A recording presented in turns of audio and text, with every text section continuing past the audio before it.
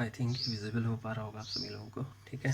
तो अभी हमारे पास कुछ क्वेश्चन रिमेनिंग बचे हुए हैं, देन उसी के साथ हमारी एक्सरसाइज लगभग ख़त्म होने जा रही है, ठीक है। क्वेश्चन नंबर 12 तक मैं ऑलरेडी करा चुका हूँ, 13 और हमारे पास जो क्वेश्चन नंबर 13 है वो आपके पास उस तरह के क्वेश्चन आप आसानी से कर पाएंगे, ठीक है। क्वेश्चन नंबर 14 है जो कि थोड़ा सा डिफरेंट है, तो ये मैं करा दे रहा हूँ। देन उसके बाद डेली लाइफ बेस पे क्वेश्चन है वो आपके नहीं आने वाले हैं, ठीक है। तो क्वेश्चन नंबर 14 देखते हैं, फिर उसके बाद कुछ एक नया एक्स्ट्रा टॉपिक देखेंगे। तो क्वेश्चन नंबर 14 आपके पास क्या दे रखा है? क्वेश्चन नंबर 14 में दे रखा है हमारे पास क्या दे रखा है, find the sum of odd number between 0 to 50। देखिए बिटवीन बोला गया है तो इसमें ना तो 0 इंक्लूड होगा ना ही 50 इंक्लूड होगा, ओके। सो और साथ ही साथ ऑड नंबर बोला गया तो ऑड नंबर 0 के बाद 1 से ही स्टार्ट होते हैं, ठीक है। तो मैंने सारे ऑड नंबर लिख लिए। अच्छा, आप फर्स्ट टर्म को ए लेट करते हैं और डी आपको निकालना आता है, ठीक है। और जो हमारे पास लास्ट टर्म होता है उसको nth टर्म लेके हम चलते हैं। अभी तक हमने सीख लिया है काफ़ी कुछ, अब उतना डिटेल में हम नहीं जानेंगे इसको, ठीक है। तो ये ए एन है, तो ए एन इक्वल टू कितना है 49, ठीक। और ए एन की वैल्यू कितनी होती है आपको पता है, ये होती है। देन यहाँ पे आपने ए और डी की वैल्यू पुट कर दी। डी की वैल्यू पुट करने के बाद आप इसको सॉल्व करेंगे। सॉल्व करने के बाद 25 आ गया। दैट मीन्स हमारे पास 0 से 50 के बीच कितने नंबर ऑफ टर्म ऑड हैं, 25 टर्म ऑड हैं, ठीक है।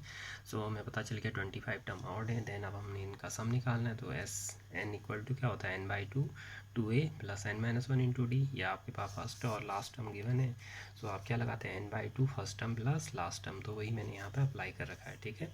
n के बदले 25/2 एंड फिर यहाँ ब्रैकेट है, यहाँ फर्स्ट टर्म ये लास्ट टर्म, इसको सॉल्व करेंगे तो 625 आ गया। यानी कि कहने का मीनिंग है कि ये सारे सम को आप ऐड करेंगे, यानी कि इन सारे टर्म को ऐड करेंगे, यानी कि 1 + 3 + 5 + 7 + 9 dot dot dot up to 49। So what we get 625, ठीक है। अच्छा, नेक्स्ट हमारा एक छोटा सा टॉपिक है जिस पर बेस क्वेश्चन 2019 में आया हुआ है और पहले भी आते रहे इस तरह के टॉपिक, बट ये एनसीईआरटी में नहीं है आपके, ठीक है। क्योंकि 2020 में स्पेस क्वेश्चन नहीं आया तो 2021 में ऑब्वियस सी बात है आने की पॉसिबिलिटी बन जाएगी, ठीक है। सो कभी कभी हमारे पास एपी, हमने जनरल टर्म पढ़ रखे हैं एपी के, बट कभी कभी जब हम कुछ क्वेश्चन इस तरीके के होते हैं जहाँ पर हमें एपी के टर्म इस तरीके से लेने पड़ते हैं, ठीक है। यदि आपको क्वेश्चन में दे रखा है 3 कंजुगेटिव टर्म या 3 टर्म्स इन एपी, इस तरीके से दे रखा है, तो ये 3 टर्म हम लेट करेंगे। क्या है ये 3 टर्म, a - d, a और a + d। ये डिफरेंस लोगे आप यहाँ पे, d का डिफरेंस आएगा, ठीक है। यदि 4 टर्म आपको लेने हैं तो a - 3d, a - d, a + d, a + 3d, ठीक है। यहाँ पर डिफरेंस 2d का आता है। ये AP ही बना रहे हैं, क्यों? क्योंकि डिफरेंस हर केस में सेम आएगा। यहाँ पर d आएगा, यहाँ पर 2d आएगा। इसी तरीके से 5 टर्म आपसे बोलेगा तो यहाँ पे इस तरीके से 5 टर्म आप लेट करेंगे और यहाँ पर डिफरेंस कितना आएगा, d का डिफरेंस आएगा, ठीक है। नॉर्मली आपको 3 टर्म वाला ही याद करना है क्योंकि 3 टर्म पे ही आता है, ठीक है। ये 4 और 5 टर्म के आने की पॉसिबिलिटी कम है। अच्छा, इस पर बेसिक क्वेश्चन मैंने ले रखा है, देखिए क्वेश्चन किस तरीके से फॉर्म होंगे, तो आपको ये लर्न करना है, ठीक है। 3 टर्म्स इन एपी, ठीक। जहाँ पर डिफरेंस कितना है, डी का डिफरेंस है, तो इस तरीके के टर्म आएंगे या 3 कंजुगेटिव टर्म। अभी किस तरह के क्वेश्चन में अप्लीकेबल होता है, देखो इस तरह की क्वेश्चन आएगा, द सम ऑफ 3 नंबर। यहाँ पे हमारे पास 3 नंबर है, उनका सम कितना आ रहा है, r in AP is -3 and product. यानी कि आपके पास आपसे इस तरीके से क्वेश्चन देगा कि आपके पास 3 टर्म है एपी में, उनका सम और प्रोडक्ट कुछ इस तरीके से दे रखा है, ठीक है। या ऐसा बोल सकता है फर्स्ट और थर्ड टर्म का प्रोडक्ट किसी मिडिल वाले टर्म के 2 टाइम है, ठीक है। इस तरीके से क्वेश्चन आएंगे, यानी कि सम और प्रोडक्ट की बात होगी, तो आप इस तरीके से एपी के टर्म लेंगे। ये नहीं कि स्टैंडर्ड एपी के टर्म आपने ले लिए तो वहाँ पे आपका क्वेश्चन फिर सॉल्व नहीं हो पाएगा, ठीक है। तो ये हमारे हम इस तरह इसलिए लेते हैं क्योंकि ये कन्वीनियंट बनाता है हमारी कैलकुलेशन को। अच्छा, तो देखिए इस तरीके के क्वेश्चन हम कैसे करेंगे। देखिए क्या गिवन है, हमने लेट कर लिया, हमारे पास 3 टर्म ये हैं, तो हमें क्या बोल रखा है, एपी के 3 टर्म का सम कितना आ रहा है, -3 आ रहा है। तो तीनों को ऐड करेंगे। देखो यहाँ पे कैलकुलेशन आसान होगी, डी से डी कैंसिल हो गया। यदि मैं जनरल एपी के टर्म लेता तो a + d में इक्वेशन आ जाती, ठीक है। तो यहाँ पे हमारे पास डी से डी कैंसिल हो जा रहा है और a की वैल्यू डायरेक्ट आ जा रही है, तो ये फ़ायदा हो रहा है, इससे हमारी कैलकुलेशन छोटी हो रही है, ठीक है।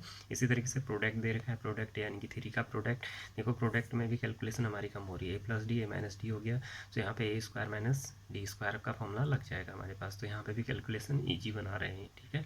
तो इसलिए हमने इस तरीके के टर्म ले रखे हैं और साथ में ए है, ए की वैल्यू आप ऑलरेडी निकाल चुके हैं तो यहाँ पे पुट कर दीजिए, ठीक है। ए की वैल्यू पुट करेंगे, देन इसको मैंने कैलकुलेट कर लिया। देखिए कैलकुलेशन किस तरीके का है, -1 है, यहाँ ए 1 का स्क्वायर करोगे, -1 का स्क्वायर करोगे तो 1 आएगा, बाहर से -1 है, देन मल्टीप्लाई कर दिया आपने, 1 को इधर शिफ्ट कराओगे 9 आ गया, यानी कि डी की वैल्यू क्या आ गई, +- 3 आ गई, ठीक है। क्योंकि डी स्क्वायर है तो दैट मीन्स डी की 2 वैल्यू आएंगी, ठीक, एक बार प्लस एक बार माइनस, क्योंकि स्क्वायर रूट हो जाएगा इसका, तो दैट मीन्स प्लस माइनस 3 आ गया। अच्छा, जब आप एक बार प्लस का 3D लेंगे, डी के बदले प्लस लेंगे, और एक बार माइनस में लेंगे, ठीक है। सो जब आप प्लस में ले रहे हैं तो आपके पास 3 टर्म क्या आएंगे, यहाँ पे वैल्यू रखिए ए माइनस डी, ये कुछ इस तरीके से आ जाएगा कैलकुलेशन के बाद, ये ए आ गया और ए प्लस डी में जब आप डी इक्वल टू 3 रखेंगे तो इस तरीके से आ जाएगा, ठीक है। सो 3 टर्म हमारे पास आ गए। देन उसके बाद जब आप क्या करेंगे, डी की वैल्यू नेगेटिव लेंगे, तो अगेन हम 3 टर्म फाइंड आउट हमने करना है, ए माइनस डी, ए और ए प्लस डी। तो तीनों की वैल्यू मैंने 1 बाई 1 रखी, तीनों में वैल्यू मैंने 1 बाई 1 रखी, किसकी, ए और डी की, ठीक है। सो यहाँ पे ए के बदले ए, डी के बदले ए, माइनस माइनस प्लस हो गया, यहाँ पे 2 आ गया, नेक्स्ट टर्म -1, और जो उससे नेक्स्ट टर्म है वो कैलकुलेशन के बाद माइनस का 4 आ गया। तो दोनों ही केस में हम देख रहे हैं, देखो क्या आ रहे हैं, 4 माइनस का 1 एंड 2 है, यहाँ पे भी कितना आ रहा है, 4 माइनस का 1 एंड 2 आएंगे सेम, बट इनका ऑर्डर बदल गया है, ठीक है। तो दैट मीन्स ये हमारे पास ए पी के टर्म आ गए, ठीक है। तो इस तरीके क्वेश्चन आते हैं, और इस तरीके क्वेश्चन को हम नॉर्मली हमने देखना है, ठीक है।